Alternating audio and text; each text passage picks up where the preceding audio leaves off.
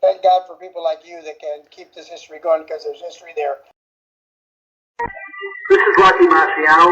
When I held the heavyweight title, they called me the Brockton Blockbuster. You'll find out why.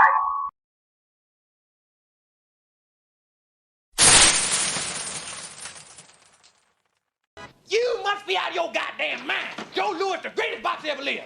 I'll be with you boys in a minute. He was bad in Captain Clay. He bad in Sugar Ray. He bad in that. Who that? The new boy they got. Mike Tyson. Look like a bulldog. He bad in him too. He done whipped Mike Tyson there. He whipped all their asses. What about Rocky Marciano? Oh, there they go.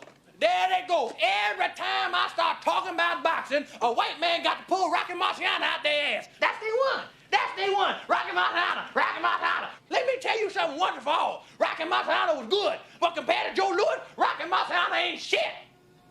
He beat Joe Louis's ass. That's right, he did whoop Joe Louis' ass. Joe Louis was 75 years old when they fought. I don't know how old he was, but he got his ass whooped. Joe Louis had come out of retirement to fight Rocky Marciano. The man was 76 years old. Joe Louis always lied about it. We have the common trope used against Marciano and encapsulated so brilliantly by Eddie Murphy in Coming to America. Namely, age. More notably, the age of his most well-known opponents. It's one of the, if not the, most common statements made by the experts online. Rocky fought old, over-the-hill fighters. No, Joe Louis was not 75 or 76 or 147. But yes, he was older when they squared off in 1951. Older by 9 years. Unquestionably at the tail end of an extraordinary career whilst Rocky was on the way up. But is this really an argument against the greatness of the blockbuster from Brockton? Of course not. Every great fighter will meet another great, either on his way up or, in this case, on his way out. History is full of such encounters. Louis himself met Schmeling on his own rise to the title. Max, the former champion, was also 9 years older. But Schmeling won.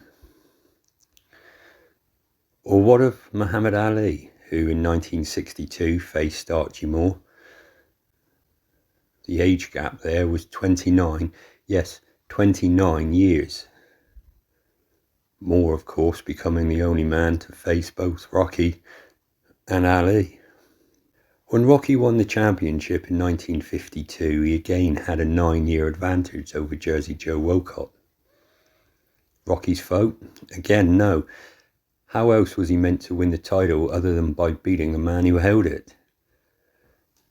Then you get those who will shout Rocky was losing that fight. He got knocked down. He was being schooled. Sure, Rocky was losing on points up until that punch in the 13th. But the guy was half blinded by liniment that somehow found its way into his eyes midway through the fight. A fight he was, up until that point, beginning to control. And yes, he hit the canvas. But so did Joe Louis in his title-winning battle with Jim Braddock, a fight in which the champion was 12 years older than Louis. Talking of age gaps in championship changes, what about Dempsey beating up on a 13 years his senior Jess Willard, or a 10-year younger then Cassius Clay succeeding Liston, and wanting to have his gloves cut off after also having his sight impaired in a mirroring of the Marciano-Wolcott affair over a decade previously, before the phenomenal Angelo Dundee literally threw him back out of the corner into the fray. Now, I don't say this to denigrate Ali in any way whatsoever, but I just use it to say that you could pick any fighter in history and find something to use against them, even if in reality it's nothing. Before we go on, please subscribe, like, and ring the notification bell to learn more about the remarkable Rocky Marciano. What about the 12-year younger Jeffries pounding Fitzsimmons, a 14 years younger Mike Tyson scrambling Trevor Berbick's sense of equilibrium, or a 19 years younger Floyd Patterson beating an ancient Archie Moore in 1956. So you see, the Marciano fought old men argument just doesn't hold up. Sure, Moore was 10 years older when they squared off in 55, but Moore deserved that shot. He campaigned for years to get it, and he beat Nino Valdez to secure it. Rocky wasn't going to fight Valdez, who constantly gets thrown into the one Rocky avoided category, but why would Rocky fight someone who Moore beat, not once but twice?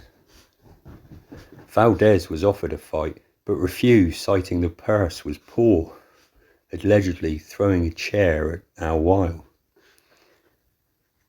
But if Valdez was sure he would win, take the poor man's purse and make your money in one or two easy defences or a huge pot in the rematch.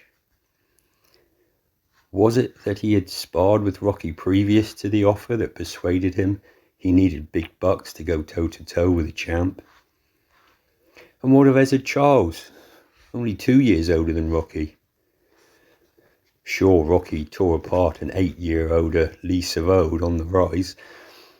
Okay, that was a mismatch, but Savode was a name, a stepping stone. But what of Carmine Vingo, 6 years younger than Rocky? Roland Lastaza, 4 years younger. Rex Lane, 5 years younger. Harry Matthews. Okay, Harry was a year older.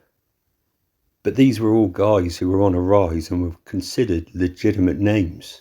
You get my meaning. And just to really place the nail in this argument, though that will never happen, just because a fighter's older doesn't mean they are done. Look at Lennox Lewis versus Klitschko.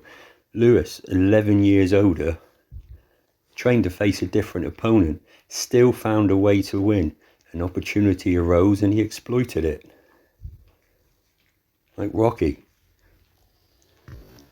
Rocky was put in against an opponent and found a way to win. The only argument to be made that the older foes of Marciano were over the hill because of their age was that they bumped into Marciano. Before those nights, they were, all of them, doing just fine.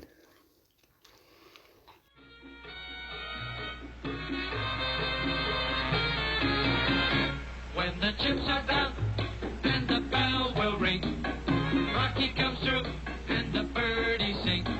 His left and rights land on the chin, and a trip to dreamland is about to begin.